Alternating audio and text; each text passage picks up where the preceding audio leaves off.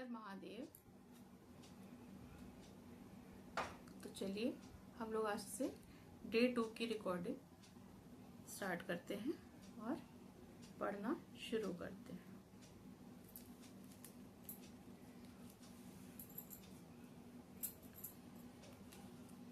प्रथम खंड, तीर्थराज में मुनियों का समागम। श्री व्यास जी बोले, एक समय की बात है कि प्रयागराज में संगम पर सभी ऋषि मुनि एकत्र हुए। उस समय वहां सूत जी पधारे। सभी ऋषियों मुनियों ने उठकर उनका स्वागत किया और बैठने के लिए आसन प्रदान किया।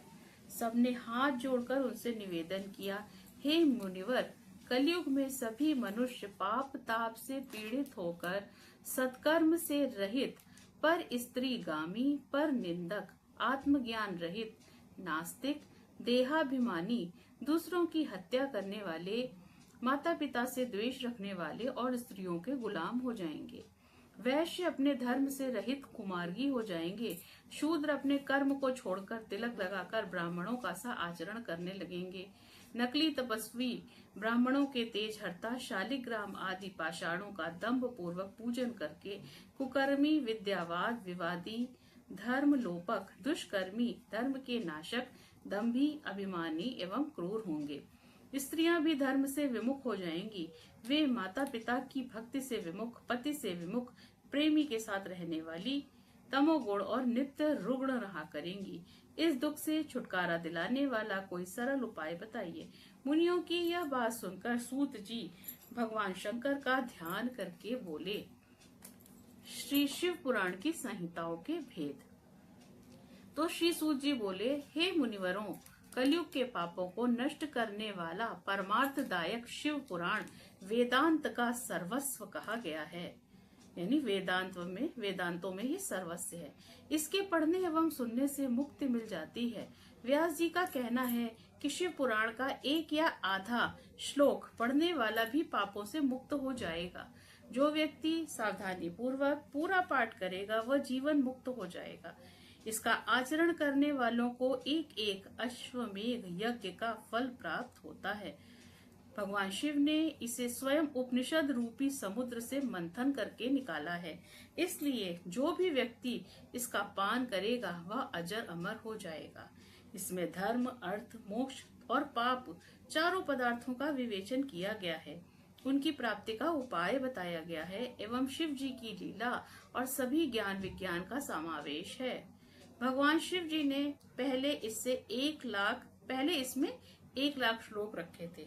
विश्वेश्वर संहिता, रुद्र संहिता, विनायक संहिता प्रत्येक में 10,000 श्लोक, उमा संहिता में 8,000 श्लोक, मातृ संहिता में 8,000 श्लोक, एकादश रुद्र संहिता में 13,000 श्लोक, कैलाश संहिता में 6,000 श्लोक और शत रुद्र संहिता में 3,000 श्लोक, कोटि रुद्र संहिता में 9,000 श्लोक, सहस्त्र कोटि रुद्र संहिता में 11,000 श्लोक, मानवीय संहिता में 10,000 श्लोक और धर्म संहिता में 12,000 श्लोक रखे थे। परंतु इस कलयुग में जीवों के उद्धार के लिए भगवान शिव ने इनमें कुल 24,000 श्लोक कर दिए हैं। अब इसमें विश्वेश्वर संहिता, रुद्र संहिता, शतरुद्र संहिता, कोटि रुद्र संहिता, श्री उमा संहिता, श्री कैलाश संहिता और वायतीय संहिता रखी है। जो इन सब संहिताओं का पाठ करता है वह जीवन से मुक्त हो जाता है। यह समस्त पुराणों में श्रेष्ठ और जीवों का कल्याण कारक है। तो अब ब्रह्मा जी का उपदेश। सूत जी बोले, पूर्व काल में जब कल्पों का नाश हो गया और बाद में पुनः इस कल्प का उदय हुआ तो 6 कुलीन मुनियों ने सृष्टि के प्रारंभ होने पर विचार किया कि सबसे परे है या नहीं। इसका निर्णय कराने के लिए वे ब्रह्मा जी के पास गए। ब्रह्मा जी ने बताया कि जो सर्वप्रथम उत्पन्न हुआ है उसमें मन वाणी की कोई गति नहीं है तथा जो ब्रह्मा, इंद्र और शिव आदि महाभूतों और इंद्रियों की उत्पत्ति एवं समस्त संसार को पैदा करने वाला है वही सबसे परे है। ऐसे सर्वज्ञ जगदीश्वर महादेव ही हैं जो भक्ति के द्वारा दर्शन देते हैं। रुद्र आदि देव भी उनके दर्शनों की अभिलाषा रखते हैं। उनकी भक्ति करने से ही उनके प्रसाद की प्राप्ति होती है। जैसे बीज से अंकुर और अंकुर से दोबारा बीज बनता है। ब्रह्मा जी ने कहा, आप लोग महादेव जी की प्रार्थना प्रसन्नता हेतु एक दीर्घ यज्ञ करिए, जिसमें शिव जी की कृपा से आपको साध्य और साधन का ज्ञान प्राप्त होगा। मुनियों ने कहा, हे भगवान, यह साध्य और साधन क्या है? तो ब्रह्मा जी ने कहा, साध्य शिवपद है और साधन उनकी सेवा करना है।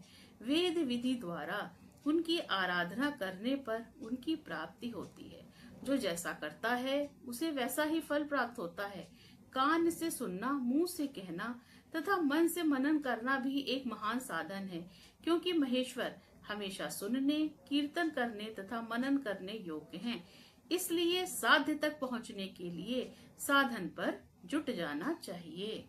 मतलब महान शिव जी तक पहुंचने के लिए उनका मनन करना शुरू कर देना चाहिए। गुरु के द्वारा शिव योग को प्राप्त करना चाहिए। पहले कुछ क्लेश उत्पन्न हो सकता है, परंतु बाद में परमानंद की प्राप्ति होती है। अब सनत कुमार और व्यास जी का संवाद है। मुनियों ने ब्रह्मा जी से कहा, श्रवण, मनन और कीर्तन क्या है, कैसे किए जाते हैं? तो ब्रह्मा जी ने उत्तर दिया, ईश्वर के रूप, गुण, नाम और उनकी लीलाओं से अपनी पूजा और जप द्वारा रुचि उत्पन्न करना एवं लगातार युक्तियों सहित अपने मन को उनके सामने करना मनन कहलाता है। यानी ईश्वर के बारे में सोचना, विचारना। पर ब्रह्म महादेव जी या शंभु भगवान के नामों को बार बार लेना या जप करना ही कीर्तन कहलाता है। जैसे कि हम लोग मंत्र जाप करते हैं या नाम जाप करते हैं, वो ही कीर्तन कहलाता है। दृढ़ता से भगवान संबंधी शब्दों को कानों से सुनना ही श्रवण है, और मतलब संकल्प लेके मान कर कि हम बार बार उनका नाम सुनेंगे, इसको ही श्रवण कहते हैं। सत्संग में बैठकर महादेव जी की कृपा से श्रवण और कीर्तन करके उनका मनन करें तो यह सर्वोत्तम मनन है। इससे हमारी आत्मा पवित्र रहती है।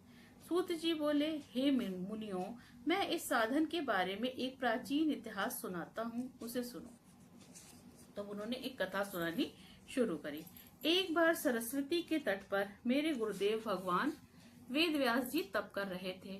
वहां पर सनत कुमार जी ने उनसे पूछा, हे भगवान, शिव जी तो आपके प्रत्यक्ष सहायक हैं, फिर आप ऐसा कठोर तप क्यों कर रहे हैं? व्यास जी ने उत्तर दिया, मैं अपनी मुक्ति के लिए तप कर रहा हूँ। तब सनत कुमार जी ने कहा, ऐसा ही भ्रम मुझे भी हुआ था। इसी तरह मैंने भी अपनी मुक्ति के लिए मंदराचल पर्वत पर तप किया था।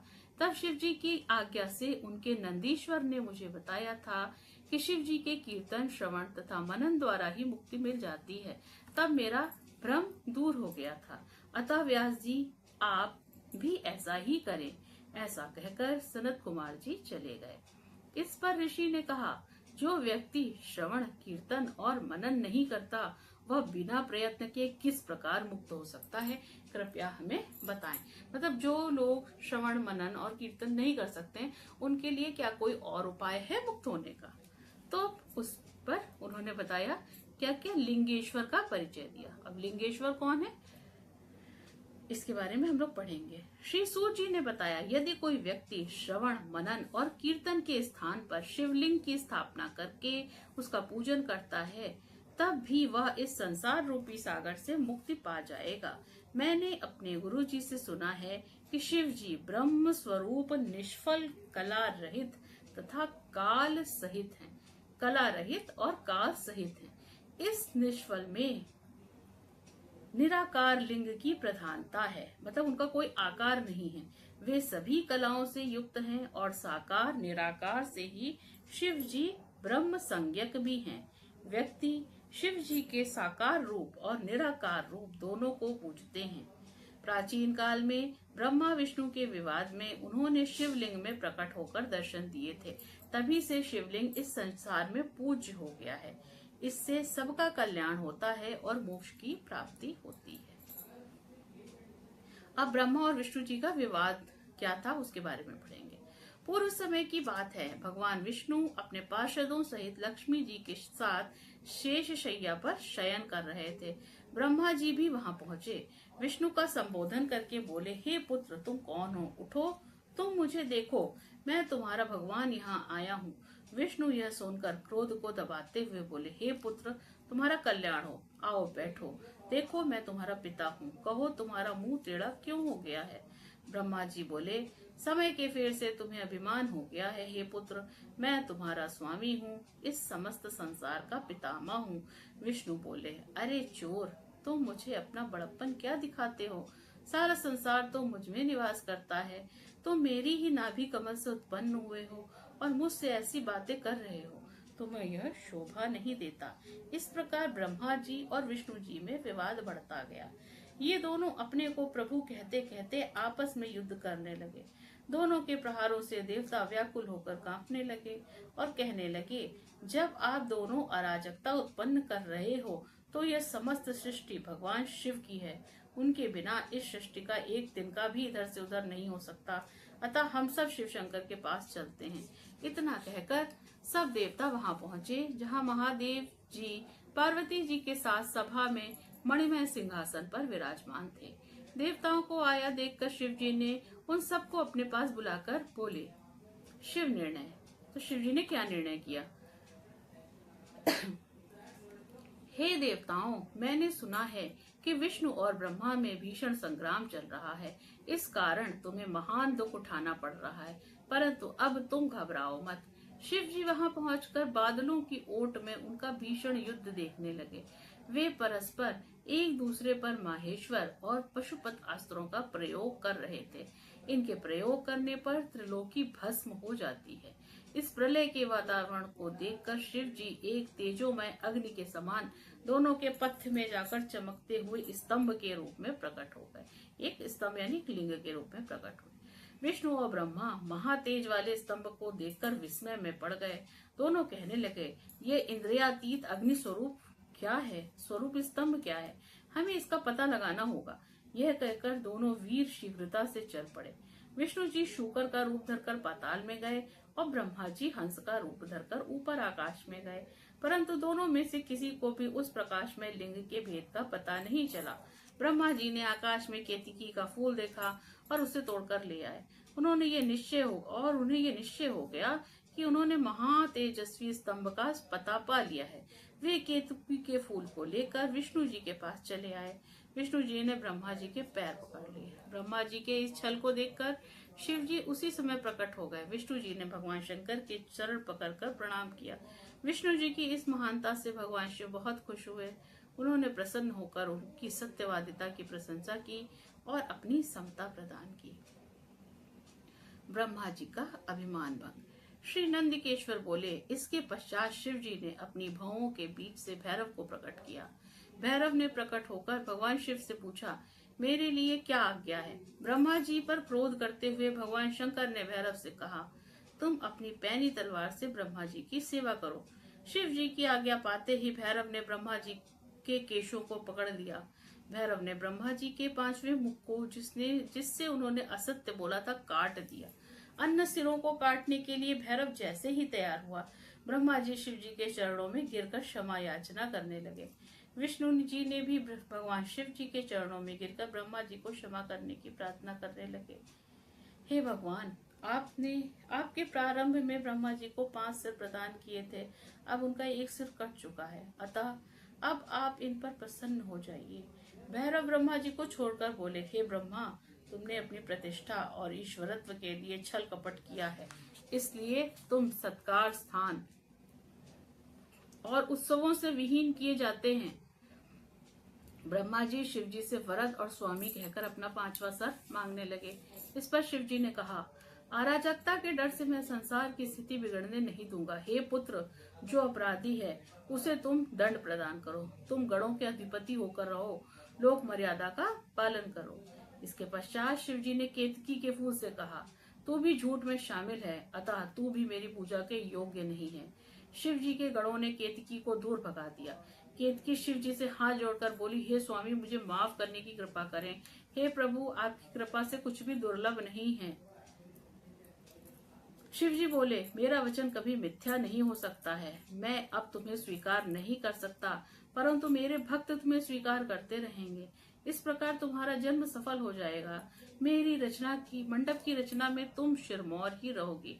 इस प्रकार भगवान शिव ब्रह्मा, केतकी और विष्णु पर कृपा करके देवताओं के पास पधारे। देवताओं ने शिव जी का पूजन कर स्तुति की। पुनः शिव जी अपनी सभा में जाकर बैठे। शिव जी का ज्ञानोपदेश। श्री नंदिकेश्वर बोले, ब्रह्मा जी और विष्णु जी हाथ जोड़कर शिव के अगल बगल में खड़े होकर स्तुति करने लगे। इससे शिव जी प्रसन्न होकर उनसे बोले, तुमने आज महान दिन पर मेरी पूजा की है, अतः मैं इस दिन का नाम शिवरात्रि होगा। यह बड़ा पवित्र दिन है। इस शिवरात्रि के दिन 14 जो मेरे लिंगेश्वर की पूजा करेंगे वो मुक्त हो जाएंगे। जो व्यक्ति प्रपंच रहित होकर इस एक दिन में मेरी पूजा करेगा वह 1 वर्ष की निरंतर पूजा का फल प्राप्त करेगा। मेरा लिंग जो स्तंभ प्रकट हुआ था वह आद्रा नक्षत्र है। जो व्यक्ति मार्गशीर्ष अगहन माह में आद्रा नक्षत्र में उमा सहित मेरी पूजा करके मेरे रूप लिंग या बेर लिंग में करेगा अथवा दर्शन प्राप्त करेगा वह मुझे कार्तिकेय के समान परम प्रिय होगा। शिवरात्रि पर दर्शनों का ही महान फल है। पूजन से जो फल प्राप्त होगा उसका मुख से वर्णन नहीं किया जा सकता। अर्थात शिवरात्रि के दिन शिव जी के लिंग का दर्शन करने का ही अपार फल है। तो जो उनकी पूजा करेगा तो उसका कितना फल होगा उसको तो बताया ही नहीं जा सकता। तुम दोनों ब्रह्मा और विष्णु की युद्ध भूमि में जहाँ मेरा लिंग प्रकट हुआ था वह अरुणाचल के नाम से प्रसिद्ध होगा। यहाँ पर शरीर छोड़ने वाले व्यक्तियों को मुक्ति अवश्य प्राप्त होगी। जो व्यक्ति मुझ परमेश्वर की लिंगेश्वर रूप में पूजा करेंगे उन्हें चारों प्रकार की मुक्ति प्राप्त होगी। अब ब्रह्मा और विष्णु को शिव जी ने क्या उपदेश दिया इस विषय में पढ़ेंगे। भगवान शिव जी की बात सुनकर ब्रह्मा जी एवं विष्णु जी ने कहा, आप हमें सर्ग आदि के 5 कृत्य के लक्षण बताओ। शिव जी ने बताया, सृष्टि, स्थिति, अहंकार, तिरोभाव और अनुग्रह। ये मेरे 5 प्रकार के कर्म संसार में नित्य सिद्ध हैं। इनमें संसार के प्रारंभ करने को सर्ग कहते हैं, यानी जब संसार प्रारंभ हुआ तो उसको सर्ग कहते हैं। उसको स्थिर रखने की स्थिति और नष्ट करने को संहार कहते हैं। इधर उधर बदलने के तिरोभाव और संसार से मुक्ति को अनुग्रह कहते हैं। इस प्रकार ये मेरे 5 कृत्य हैं। इन 5 कृत्यों को चलाने के लिए मेरे 5 मुख हैं। 4 दिशाओं में 4 मुख और मध्य में 5वां मुख स्थित है, जिसे केवल विद्वान व्यक्ति ही जान सकते हैं। 5वें कृत्य अनुग्रह को कोई भी नहीं पा सका है। तुम भी उस कर्म को भूल गए हो। तुम में मूर्ता आ गई थी। अब यदि तुम चाहो तो मेरा ओंकार नाम का मंत्र का जाप करो। इससे तुम्हारे अंदर का अभिमान नष्ट हो जाएगा। तब भगवान शिव जी ने ब्रह्मा जी व विष्णु जी की ओर को उत्तर की ओर मुंह करके ओंकार का उपदेश दिया। तब ब्रह्मा जी व विष्णु जी ने नमस्कार करके उनकी स्तुति इस प्रकार की, हे सर्वेश्वर, आपको नमस्कार है। हे संसार का निर्माण करने वाले पंचमुख वाले, आपको हमारा प्रणाम है। गुरुदेव भगवान शिव ने प्रसन्न होकर कहा, तुम्हें मैंने सभी तत्वों का वर्णन करके मंत्र भी बतला दिया है। इसका जाप करके तुम मुझे प्रत्यक्ष जान सकोगे। यह मंत्र भाग्य विधायक और ज्ञान देने वाला है। इससे मेरे पद की प्राप्ति होगी। इस प्रकार उपदेश करके शिव जी वहां से अंतर्ध्यान हो गए। तो इसमें ये बताया गया है कि जो ओंकार है, ओंकार वो साक्षात शिव जी ही है। तो ओंकार का जाप जो भी करता है उसे शिव जी का साक्षात्कार हो जाता है। देखिए कितना सुंदर चित्र बना हुआ है बाबा का। और कार्तिक नंदी भगवान, गणेश भगवान, कार्तिकेय जी और माँ पिताजी दोनों खड़े हुए हैं। अब शिवलिंग की स्थापना विधि बताइए कि शिवलिंग के बारे में तो बता दिया, शिवलिंग की पूजन करना है, बस कैसे करना है इसकी स्थापना विधि इसमें बताई गई है। श्री सूत जी ने ऋषियों को बताया, गंगा आदि पवित्र नदियों के तट पर या अन्य किसी भी जगह शिवलिंग की स्थापना की जा सकती है। यह समझ लेना चाहिए कि शिवलिंग का पूजन प्रतिदिन होते रहना चाहिए।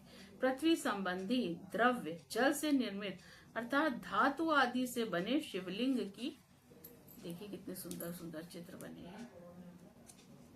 ओम नमः शिवाय। ओम नमः शिवाय, ओम नमः शिवाय, ओम नमः शिवाय, ओम नमो शिवाय, ओम नमो शिवाय। तो उसकी स्थापना इच्छा अनुसार करें। चल मूर्ति छोटी और अचल मूर्ति बड़ी बनानी चाहिए। चल मूर्ति यानी जो चल फिर सके या इधर से उधर करी जा सके। मिट्टी, पत्थर और लोहा आदि के सांचे से इन्हीं धातुओं को का 12 अंगुल का लिंग का निर्माण करना चाहिए। लिंग या मूर्ति दोनों ही की पूजा शिव पद के देने वाली है। कोई कोई भक्त शिव जी की गोद में उमा को बैठाकर उनकी पूजा करते हैं। गुरु से पूछकर स्नान करके भस्म लगाकर नैवेद्य से पूजन करना चाहिए। पंचाक्षर मंत्र ओम नमः शिवाय के जप में प्रणव लगाना चाहिए, यानी ओम लगाना चाहिए। फल प्राप्ति हेतु गुरु से दीक्षा अवश्य लें। गुरु ज्ञानवान तथा जाति से ब्राह्मण होना आवश्यक है। जो व्यक्ति 5 करोड़ पंचाक्षर मंत्र जप ले वह सदा शिव रूप हो जाता है। ब्राह्मण को प्रतिदिन 1008 गायत्री मंत्र का जाप करना चाहिए। ओंकार मंत्र को 1000 बार जाप करने से मनोरथ सिद्ध होते हैं। शिव क्षेत्र में 100 गुना फल प्राप्त होता है। जहाँ पर शिवलिंग को स्थापित किया जाता है वहां से 100 हाथ तक चारों ओर की भूमि पवित्र रहती है, वो पुण्य क्षेत्र कहलाता है। इतना सुनकर ऋषियों ने सूत जी से पूछा, अब आप हमें ऐसे पुण्य क्षेत्रों का वर्णन संक्षेप में बताने की कृपा करें जिनका आश्रय पाकर स्त्री पुरुष परम शिव पद को प्राप्त कर लेते हैं। इनका आगमन कैसे हुआ यह भी बताने की कृपा करें। तो अब शिव क्षेत्र का वर्णन है। गंगा इत्यादि नदियों के तटों पर अनेक तीर्थ हैं। सरस्वती नदी भी पवित्र नदी है। इसके तट पर रहने वाले व्यक्ति ब्रह्म पद को प्राप्त करते हैं। हिमालय पर्वत से निकलने वाली पवित्र गंगा जी 100 मुख वाली है तथा पतित पावनी है। इसके तट पर वास करना पुण्यदायक है। इसके तट पर काशी आदि अनेक पुण्य क्षेत्र हैं। वहां पर निवास करना मोक्ष प्राप्त करना है। सोनभद्र नदी के तट पर स्नान, व्रत आदि करने से मनुष्य गणेश की पदवी को प्राप्त करता है। 24 मुख वाली नर्मदा नदी के तट पर निवास करने वाला व्यक्ति वैष्णव पद को प्राप्त होता है। जो व्यक्ति तमसा, रेवा, गोदावरी आदि नदियों के तट पर वास करता है वह ब्रह्म हत्या आदि से छूट जाता है। कृष्णा, वेणु, विष्णु लोकदायिनी तथा तुंगभद्रा आदि नदियां ब्रह्मलोक से निष्कासित व्यक्तियों को अपने तट पर जन्म देती हैं। सरस्वती, पंपा, कन्या, श्वेता, कावेरी आदि नदियां भी पुण्य प्रदान करने वाली हैं। ये सभी क्षेत्र शिवलोक प्रदान करने वाले तथा अभीष्ट फल प्रदान करने वाले हैं। इनमें स्नान, ध्यान, जप, तप करने से महान पुण्य की प्राप्ति होती है। अब सदाचार की विवेचन। सूत जी ऋषिगण बोले, अब हमें स्वर्ग और नर्क को भेजने वाले धर्म का विवेचन करके बताइए। साथ ही हमें उस सदाचार का वर्णन भी बताइए जिससे धर्म को जीता जा सके। सूत जी बोले, हे ऋषियों, चारों वर्णों के मनुष्यों को चाहिए कि वो सूर्योदय से पहले उठकर अपने इष्ट देव का ध्यान करें। पूर्व दिशा की ओर मुंह करके बैठने से उत्तम फल प्राप्त होता है। उषा काल में शौच आदि से निवृत्त होकर दातुन कर स्नान करें। नदी में कमर तक या कंठ तक खड़े होकर स्नान करना चाहिए।